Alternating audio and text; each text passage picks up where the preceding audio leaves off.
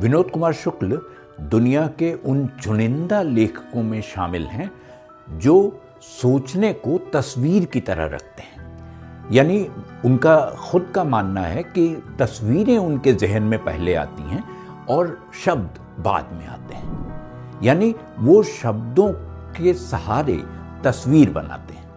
वो एक मुकम्मल तस्वीर कब बनेगी ये शायद विनोद कुमार शुक्ल को भी ठीक से अंदाज़ा नहीं होता जब वो लिखते हैं, क्योंकि वो कहते हैं कि मैं अगर किसी रेलवे स्टेशन का चित्र बना रहा हूँ, उसके बारे में लिख रहा हूँ, तो मैं ट्रेन का आना, उसका रुकना, उसका सीटी बजाना, लोगों का भागना दौड़ना, ये सब तस्वीर की तरह अपने जहन में सोच लेता हूँ और फिर मैं वही उतार देता हूँ। दरअसल देखा जाए तो विनोद कुमार शुक्ल इस समय के सबसे महत्वपूर्ण कवि और उपन्यासकार हैं और उनके जैसी रचनाएं जिनका किसी भी भाषा में आप अनुवाद कर लीजिए वो सार्वभौमिक होंगी, वो कटिंग अक्रॉस कंट्रीज कॉन्टिनेंट्स, वो कहीं भी चले जाएंगे आप वैसे ही पढ़ेंगे। चिनुआ अचेबे को जिस तरह आप नाइजीरिया में बैठकर वो लिखते थे और आप भारत में पढ़ते हुए आपको लगता है कि आप भारत की कहानी पढ़ रहे हैं, विनोद कुमार शुक्ल के साथ वैसा ही है। बहुत सारे लोग हैं जिनको लगता है कि विनोद कुमार शुक्ल बिल्कुल स्टाइलाइज्ड राइटिंग करते हैं, उनकी सारी रचनाएं लगभग एक ही तरह से चलती घूमती हैं, लेकिन ये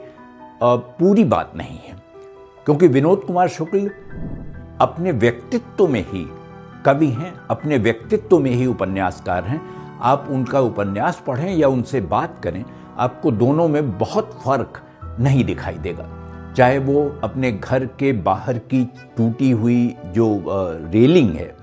उस पर बैठी हुई चिड़िया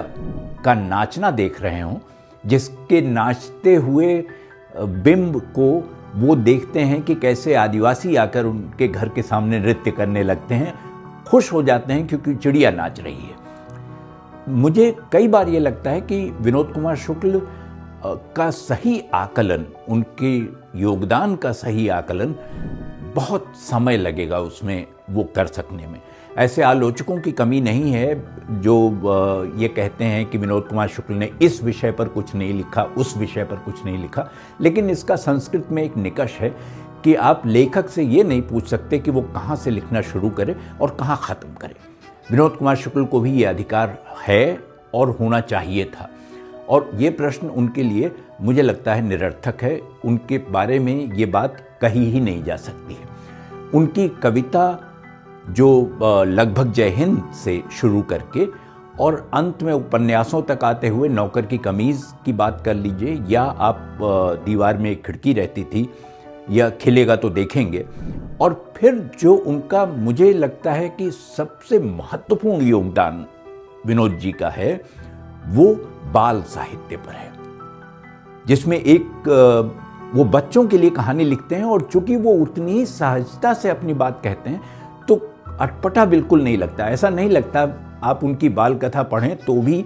कि वो प्रयास कर रहे हों कि वो बच्चों के लिए लिख रहे हैं, वो लिख रहे हैं। उनका एक पात्र है जो उसका दिमाग तभी चलता है जब वो उसके पैर चलते हैं, यानी वो चलते हुए सोचता है।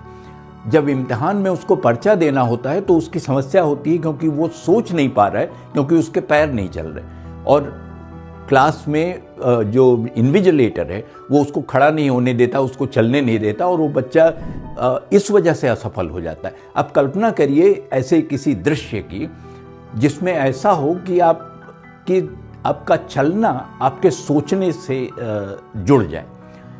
विनोद जी का चलना, विनोद जी का बोलना, विनोद जी की वो छोटी सी हल्की सी हंसी, और मेरे लिए तो एक बहुत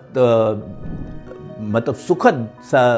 अनुभव था जब विनोद जी लंदन आए और मेरे साथ ठहरे।